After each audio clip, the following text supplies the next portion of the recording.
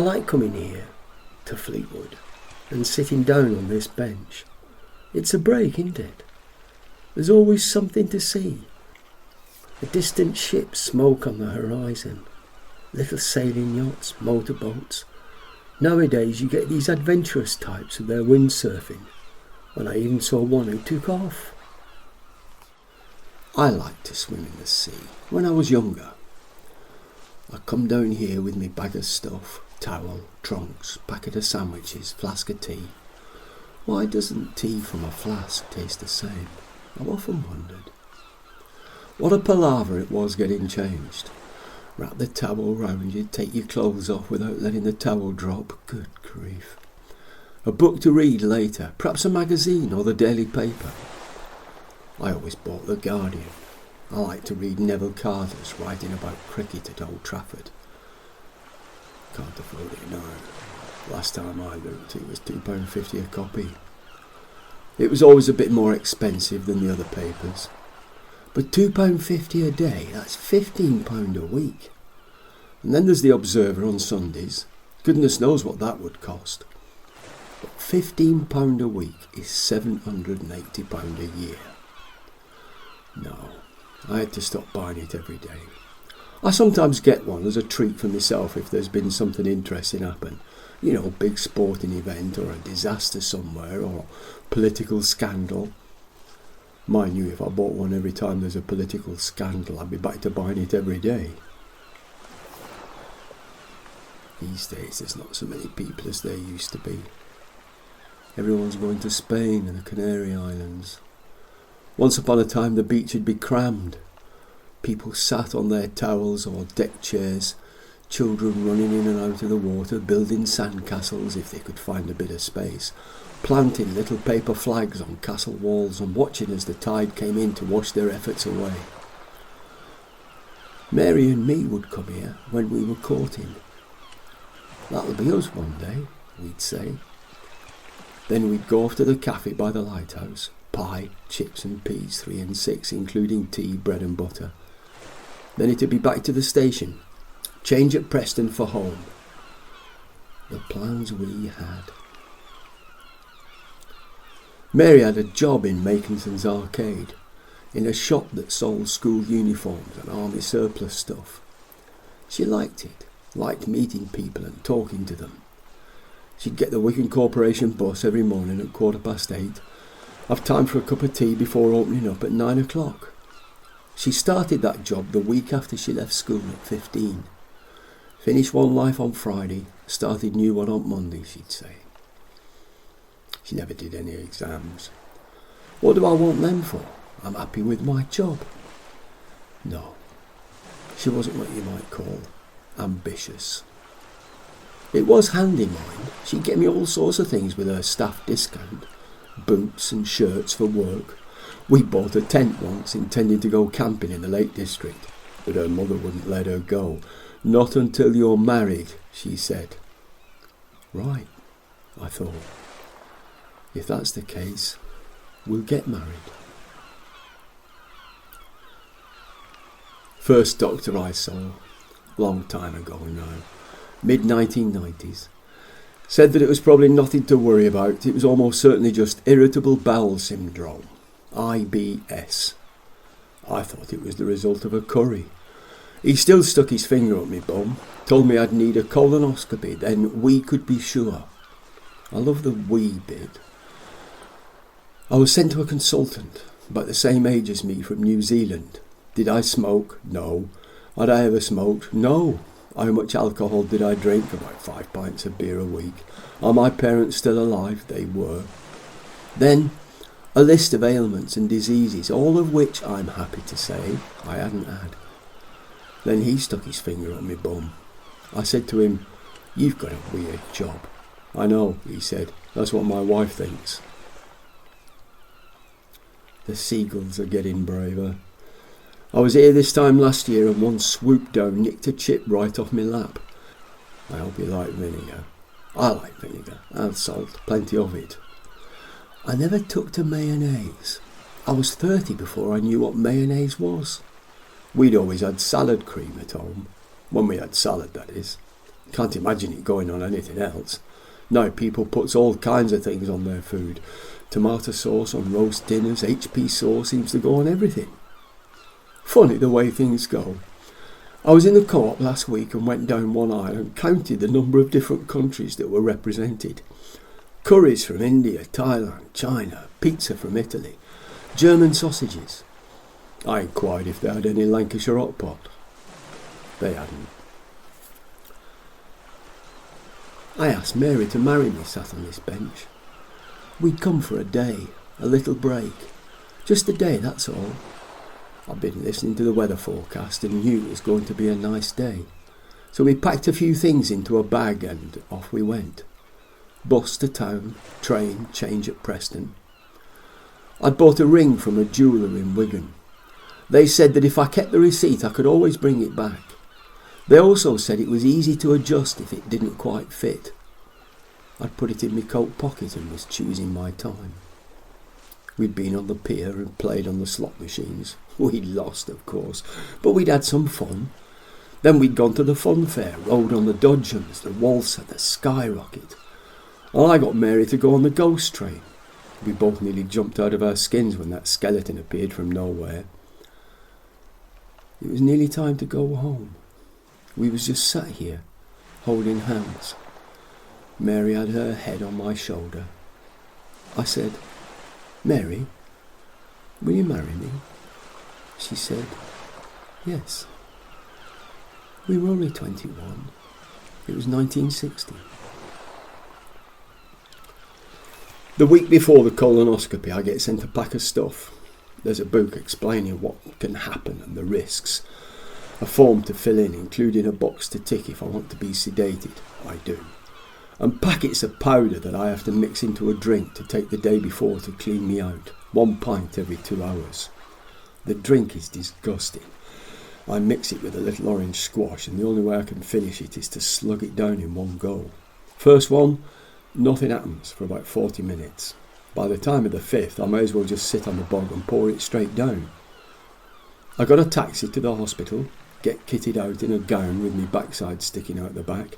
More questions, pretty much the same as before. Then it's into a little room, nurses fussing round, sedation goes in, I lie on my left side. Knees up, please. Something cold and slimy is being rubbed around my bum. Then I feel the camera being inserted. They have to pump me full of air to expand everything so they can see what's going on.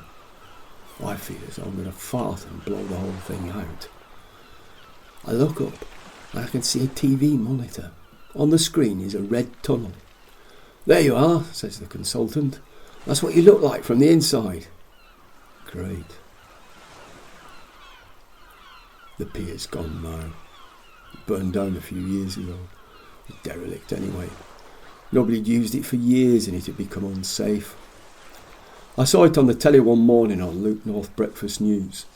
From where the camera was I could see this bench.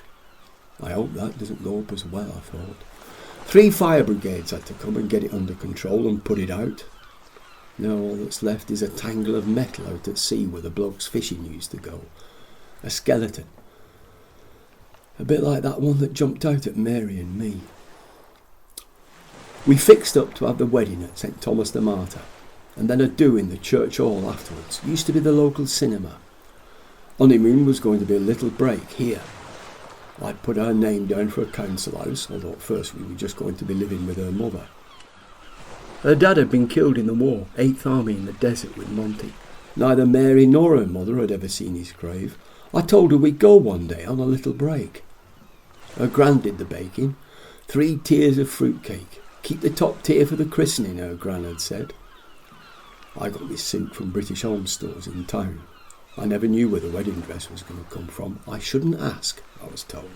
It's unlucky. My mate Jeff was going to be best man.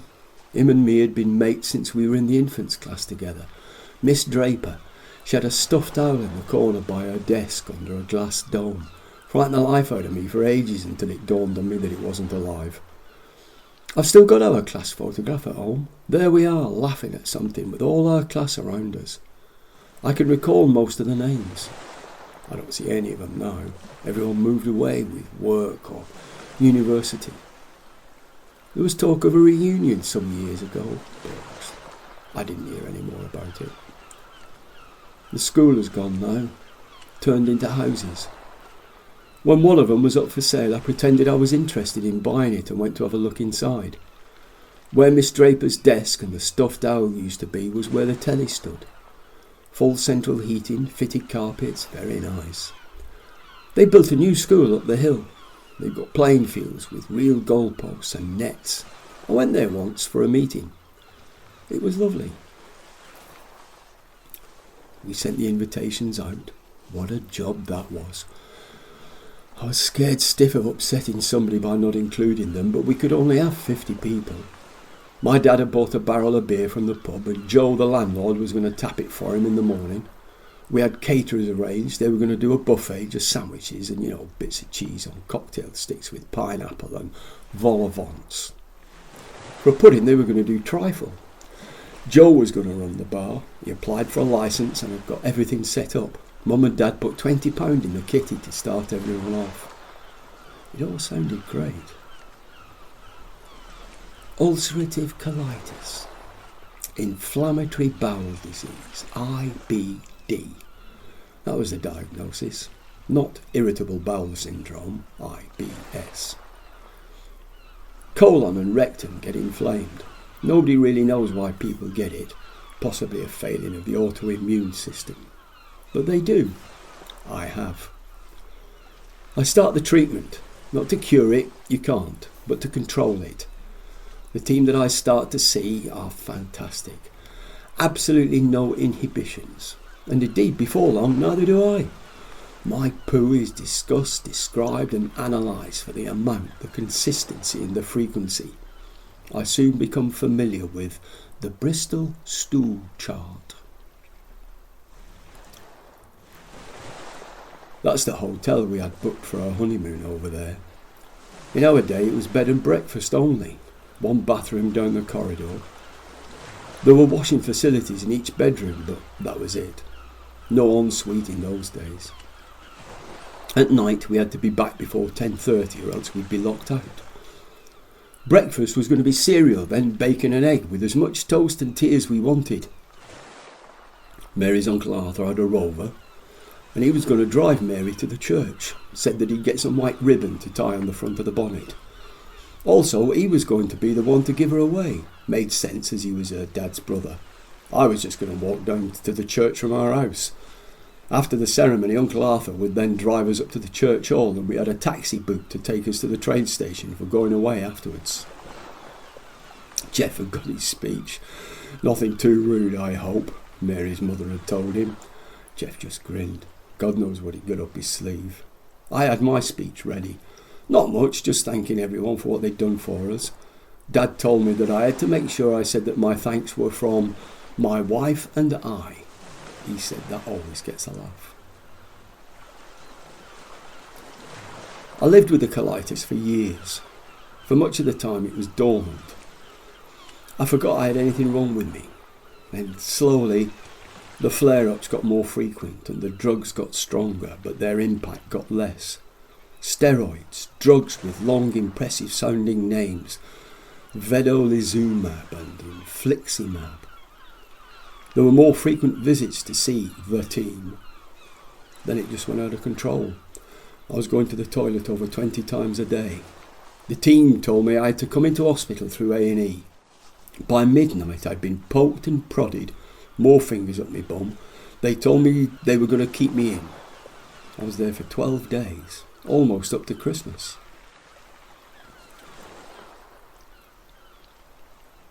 I hope she's been happy.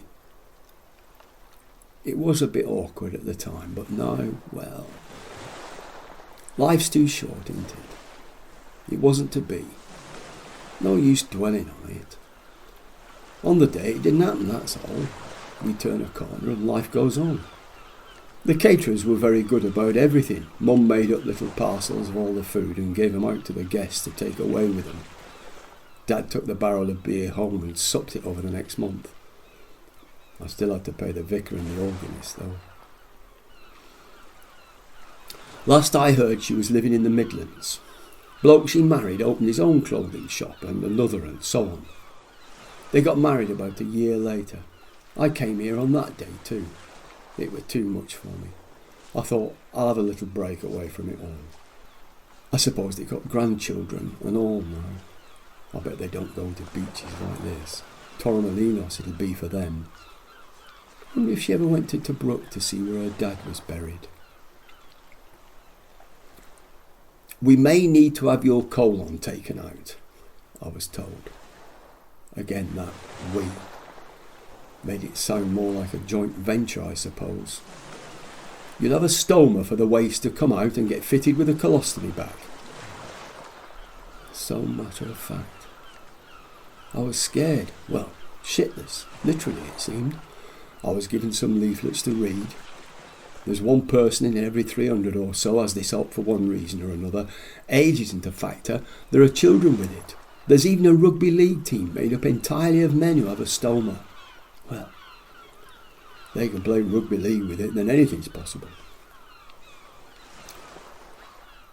Her mother sent me the ring back with a lovely note, saying she was sorry how things had turned out and hoped I wasn't too upset. She'd written it on proper notepaper, basiled and bone, not just something torn out of an exercise book. She always had nice handwriting, used a fountain pen. It came with a card. On the card was a picture of Fleetwood. There's an irony for you, I thought. I couldn't find that receipt, so I kept the ring in its box in a drawer. Put the wedding ring in there as well. I thought that perhaps one day, but it never happened. I don't think I could have faced the jeweller anyway. I only ever saw Mary once after that, at her mother's funeral. I went and sat out of the way at the back, and then when they was all leaving the church, she glanced to the side and saw me. She just said, "Sorry." Silently, of course, but I could lip read. She had her children with her. They were teenagers, crying their eyes out. I didn't go to the wake afterwards, it had been a bit awkward, so I just went home. They did try to bring my colitis under control with double doses of drugs and more steroids. Steroids were dreadful. My face swelled up, moon face they call it. I got cramp in my hands, insomnia, the shakes. By March though, it all seemed to be working. I'd slowly come off the steroids. The test now would be, could the drug hold on its own? Trips to the loo were down to only about 4 or 5 a day. Then, in the middle of April, like clicking a switch, I was back to where I'd been the previous November. So I called the team.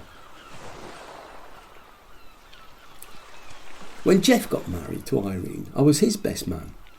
I made everybody laugh when I told them how him and me would see who could pee over the wall of the boys' toilet in the school playground. The things we'd get up to. I'm godfather to their son Andrew. They only had one.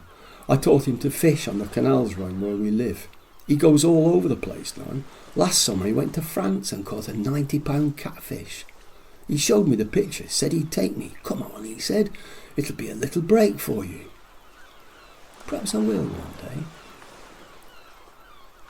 Dad died nearly 20 years ago, and Mum went 4 years later, so the house is mine. They'd worked so hard to pay off that mortgage, and now it's me that has the benefit. Doesn't seem fair.